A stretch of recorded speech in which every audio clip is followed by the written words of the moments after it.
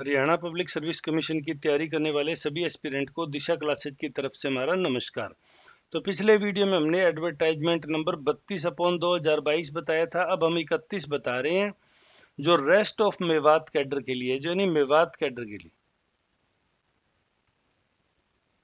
ये जो पिछली भर्ती थी various subject for rest of Haryana cadre, और ये रेस्ट ऑफ मेवात कैडर के लिए। डेट ऑफ पब्लिकेशन दोनों में सेम है। मैं यहाँ आपको एक बात बताना चाहूंगा, ये आपको अगर आपकी डिजायर्ड पोस्ट निकली आपके सब्जेक्ट की, तो आपको दोनों कैटेगरी में भी अगर उपलब्ध मौका मिल रहा है तो आप फार्म जरूर भरें। घबराएं ना मेवात के नाम से, ऐसा कोई भी वहाँ थ्रेटन नहीं है। बहुत नॉर्मल लाइफ है, एक बहुत अच्छा पे बैंड की नौकरी है।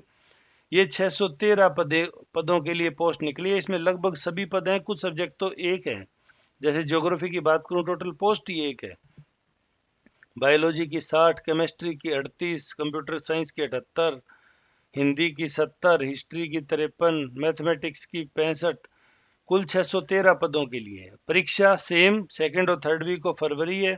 सिलेबस 100% सेम रहने वाला है। तो इसलिए आप एक तैयारी में 2 परीक्षाएं दे सकते हैं। इसलिए आप फॉर्म जरूर भरें अगर आपका सब्जेक्ट आ रहा है। फिर मैं यहाँ दूसरी एक महत्वपूर्ण बात आपके साथ मेंशन कर दूं कि यहाँ जो अपना सब्जेक्ट है आप उसको अच्छे से पढ़ लें कि आप किसी कैटेगरी से कहीं रह तो नहीं रहे। जैसे पीजीटी बायोलॉजी में वही लोग भर सकते हैं जिन्होंने बॉटनी और जूलॉजी ग्रेजुएशन में सब्जेक्ट रखा हो।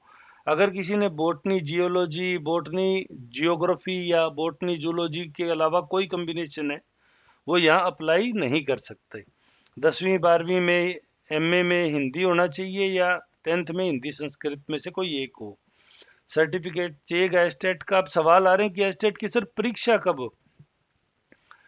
तो परीक्षा की डेट आपको पता है, उसके 2 से 3 दिन बाद ही एस्टेट का रिजल्ट डिक्लेयर कर दिया जाता है। यानी आपको ये भर्ती जो 12/12 लास्ट डेट है, उससे पहले पहले आपको एस्टेट का सर्टिफिकेट मिल जाएगा। आप घबराएं ना, आपको अच्छे से आप अपने मार्क्स अपलोड कर पाएंगे। कंसिस्टेंट गुड एकेडमिक रिकॉर्ड मैंने आपको बताया कि 10th 12th और बीए 3 डिग्रियों में से 2 में तो 50% या उससे अधिक और एक में 45% या उससे अधिक हो। और अगर आप कोई ऐसा डिप्लोमा करके आ रहे हैं जिसमें 10th और 12th दो ही बैठे हैं, तो एक में 50% किसी में भी और दूसरे में 45% से अधिक हो। एक अन्य बात मैं आपको बता दूं, आप अगर SC BC ABC B से भी हैं, तो ये जो कंसिस्टेंट गुड एकेडमिक रिकॉर्ड है, जो हर भर्ती की कंडीशन है, इसमें आपको कोई छूट नहीं है। आप ये ध्यान रख के चले, कंसिस्टेंट गुड एकेडमिक रिकॉर्ड रखना होगा। फिर कमेंट सेक्शन में बच्चे आते हैं, सर 5% का रिलैक्सेशन है। वो जो मिनिमम 50% की क्वालिफिकेशन है, उसमें ये 5% का रिलैक्सेशन है। ये आपको गुड एकेडमिक रिकॉर्ड में नहीं दिया जा रहा है। आपकी सभी योग्यताएं हैं वो क्लोजिंग डेट 12/12/2022 तक पूरी हो जानी चाहिए। आप यूँ ना हो कि इम्प्रूवमेंट के लिए अप्लाई कर दें और कह दें सर अब जब तक फाइनल ज्वाइनिंग आएगी मुझे बढ़े हुए नंबर मिल जाएंगे। तो ऐसा कोई shall not be considered for any purpose in this recruitment. आपको अगली भर्ती का इंतजार करना होगा। लेकिन अब एक खास बात इन्होंने बताई है कि अगर बहुत ज़्यादा संख्या में कैंडिडेट के फॉर्म नहीं आते तो कुछ पैटर्न है जिनको ये फॉलो कर सकते हैं। On the basis of percentage of marks या एजुकेशन क्वालिफिकेशन का कोई परसेंटेज क्राइटेरिया अगर डिसाइड कर देता है HPSC, या डिजायरेबल क्वालिफिकेशन 1 या 2 को अलग अलग मार्क्स दे दिए जाते हैं। हायर एक्सपीरियंस वाले को टीचिंग का एक्सपीरियंस हो या by holding the recruitment test, तो जो कुछ भी ये डिसाइड करेंगे, अभी टेस्ट होगा, ये फाइनल नहीं है, लेकिन ज़्यादा चांस है क्योंकि बेरोजगारी बहुत ज़्यादा है, बहुत ज़्यादा फॉर्म आएंगे, तो टेस्ट ही एकमात्र तरीका होगा। लेकिन ये 100% अभी फाइनल नहीं है। पे बैंड FPL 8 का है, ये बहुत शानदार पे बैंड है। 47,600, 1,51,000, तो 4800 ग्रेड पे की नौकरी। आप बिल्कुल भी इससे ना चुकें। 18 से 42 साल इसकी एज है और कुछ कैटेगरी में 5 से 10 साल का रिलैक्सेशन है, जिनमें SC को 5 साल, BC को 5 साल, डिसेबल पर्सन को 10 साल, मिलिट्री पर्सन की वाइफ को 5, विडो को 5, जुडिशियल सेपरेट को 5, अनमैरिड वुमन को 5। तो सभी कैटेगरियों में आप अपना देख लें। फिर भी अगर आपको कन्फ्यूजन हो तो आप मुझे कमेंट सेक्शन में पूछ सकते हैं। यहाँ ध्यान रहे, रिजर्वेशन मिलेगा candidate who are domiciles of Haryana state. जिनके पास हरियाणा स्टेट का डोमिसाइल है, सिर्फ वही SC BC BPL में अप्लाई कर सकेंगे। मैंने पिछले वीडियो में भी आपको बताया, अगर एक बीसी की महिला ने एससी के पुरुष से शादी कर ली तो वो बीसी कैटेगरी में ही अप्लाई करेगी, उसको पेरेंटल साइड में पिता का सर्टिफिकेट ही स्वीकार्य होगा। वहीं अगर एक एससी की महिला ने और जनरल में शादी कर ली तो वो एससी की सीट के एलिजिबल हो जाती है।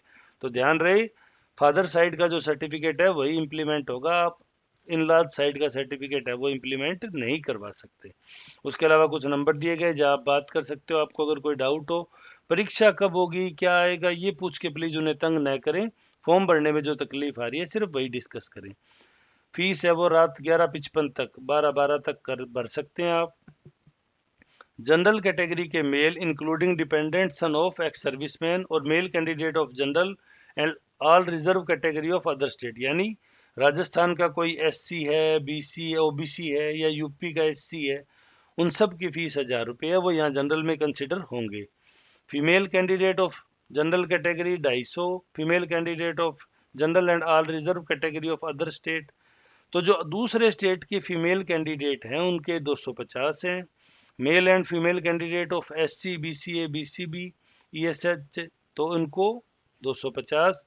अगर कोई पर्सन 40% से अधिक डिसेबल है तो उसकी कोई फीस नहीं लेगी, उनको अपनी कैटेगरी के अलावा जनरल में भी फाइट करने का मौका मिलेगा। इसके अलावा वही बातें हैं जो एडवर्टाइजमेंट नंबर 32 में मैंने आपको बता दी थी। फिर भी अगर आपकी कोई क्वेरीज रहती है तो आप मुझे कमेंट सेक्शन में पूछ सकते हो। आप तैयारी शुरू कर दीजिए, मौका मत चूकिए, गोल्डन अपॉर्चुनिटी है। लगभग 4400 के करीब पद आपके हाथ में है। अगर इनमें आप भर्ती नहीं प्राप्त कर पा रहे तो आपकी तैयारी में ही कमी है। सरकार ने बहुत बड़ा कदम उठा दिया है, अब अगली कदम आपका है तैयारी। दिशा क्लासेस से जुड़ जाइए, यहाँ आपको एस्टेट की भी तैयारी होगी और साथ ही साथ आपको आपके सब्जेक्ट की भी तैयारी कराई जाएगी। तो वीडियो में अंत तक जुड़े रहने के लिए धन्यवाद। आपका दिन शुभ हो।